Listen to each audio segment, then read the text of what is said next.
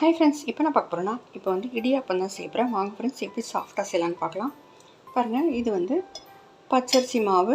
பச்சரிசியை ஒரு 1 or 2 hour வந்து ஊற வச்சு அரைச்சி சளிச்சு எடுத்துருக்கேன். இதில் வந்து ஒரு 3 cups எடுத்து நம்ம வந்து லேசாக வறுத்து எடுத்துக்கலாம். தேவையான சால்ட் சேர்த்துட்டு நான் வந்து இதில் ஹாட் வாட்டர் வச்சுருக்கேன். ஒரு 2 cups வந்து ஹாட் வாட்டர் சேர்த்து நல்லா கலந்து விட்டுக்கலாம். ஏற்கனவே 1 cup வந்து சேர்த்துட்டேன்.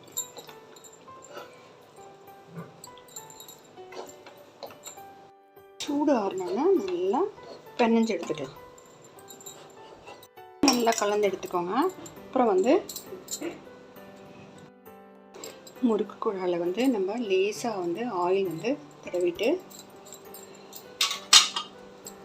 இந்த இது எடுத்துக்கலாம். இந்த அச்சு எடுத்துட்டு போட்டுட்டு மாவு வந்து நல்லா கலந்து எடுத்துக்கோங்க. போட்டுக்கலாம். மாவை போட்டுட்டு இட்லி தட்டில் வந்து கீ தடவிட்டு இல்லை ஆயில் தடவிட்டு நாம் வந்து இதை வந்து பிழிஞ்சு எடுத்துடலாம்.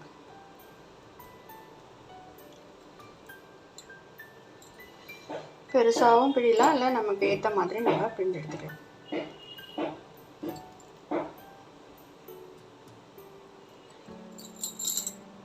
இதே மாதிரி பிழிஞ்சு எடுத்துடலாம்.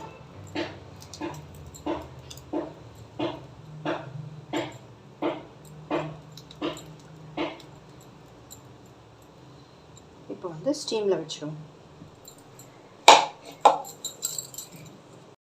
இதில் வந்து கொஞ்சம் தேங்காய் வந்து துவிக்கலாம்.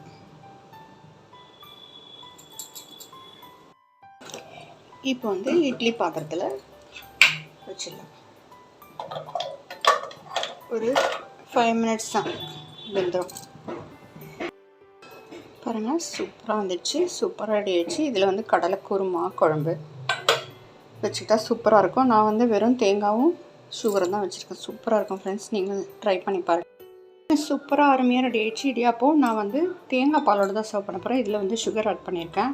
நீங்கள் வேணால் வந்து கடலைக்கறி அப்புறம் குருமா அதோட சர்வ் பண்ணலாம்.